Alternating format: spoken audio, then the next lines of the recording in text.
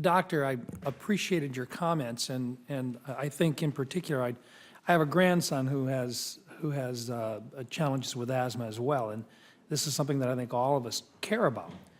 But I'm curious because it sounds, and some of the information that you've laid out for us today indicates that 140 parts per billion would be fatal. Could you work a little bit backwards from there? 100 parts per billion, I'm assuming, is still perhaps not fatal, but absolutely critical in nature and one that should be attained. Fair statement? So it's a great question. I thank you very much for it. So it's not simply a threshold, right? So the reason I reacted to 110 or 120 parts per billion is that's an extraordinarily high value. It's a value that would set off alarm bells for a region. That's one of the days we'd be talking about not having the kids go outside.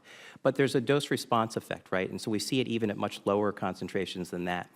Arbitrarily, investigators choose things like 5 parts per billion or 10 parts per billion as an increment, but very small increments, even in the lower range, can affect health, and even very low increments. Where do we call the lower ranges? What are the numbers that you've seen studied in terms of lower ranges of ozone? Yeah, so I think the best evidence that I've seen comes in the 60 part per billion and higher. So there's been a lot of attention to that range between the current standard of 75 and 60, which is the proposed lower bound of the new standard. The reason why I ask is that I have a study, and I'd like to enter it in the record, Mr. Chairman, if I could, but it's a reference out of atmospheric environment done by Mr. Emery back in 2011, in which he indicates that a significant amount of the area, the geographic area in the western part of the United States, actually has a background of about 70 parts per billion, and apparently not caused by us, but simply background. And I'm just curious, in your studies, and I'm looking at the sound science side of this,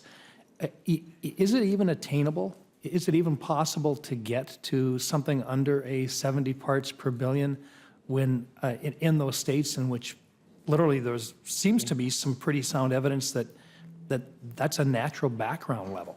Yeah, so I think you brought up an important issue, which is what is the background concentration, right? And for one, it's not measurable, right? You can't measure it directly because we don't have the time and the space, right, where there isn't man-made contribution to the ozone concentration, right? So the only thing you can do is estimate it. And there are different estimates, and most of the estimates I have seen are between 20 and 40 parts per billion. And what we're talking about in terms of background, we're talking about a couple phenomena, right? One is, some definitions include transport into an area where it's being measured from another area. Other is that which is being generated by things that have nothing to do with man. So for example, a forest fire, if man had nothing to do with that, that's going to happen anyways, or lightning strikes, things of that sort. 70 sounds really high. That's not a value that I've seen reproduced otherwise. And I'd probably defer to my other colleagues here about what it takes in order to attain standards, since that's their expertise and not mine. I'm just curious because it seems that if we're talking about it, and we've used the references in terms of the number of packs of cigarettes per day and so forth that an individual would utilize.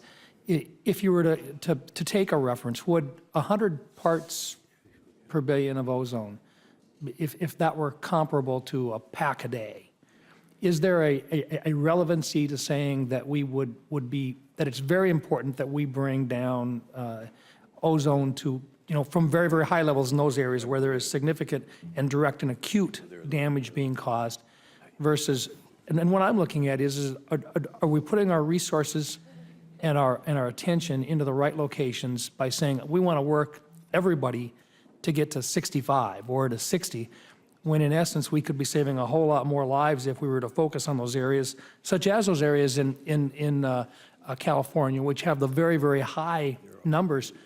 Where's our best bet for saving the most lives? So I think, you raise, really a bunch of very, very important and interesting points there. I think that one of the issues is, as I've heard here, ideas such as we should get everybody into attainment first before lowering the other people who are already in attainment.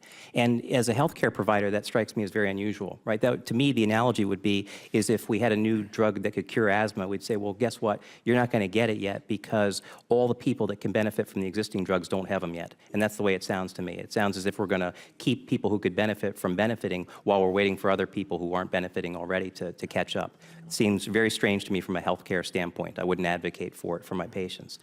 Let me just go over to Mr. Moore for just a second. You didn't get an opportunity to respond back, and I thought that perhaps you'd like to. When we start talking about NOx and we start talking about the references with regard to the creation of ozone in your particular state where you have power plants, are you currently in compliance with those standards? And what would be your thoughts in terms of the reference that our friend from Rhode Island made? Yes. Thank you for that opportunity. I did want to respond. Our county is a suburban county. We're not a smokestack county. We are in moderate non-attainment currently because of emissions that are flowing into our county from other parts of the country.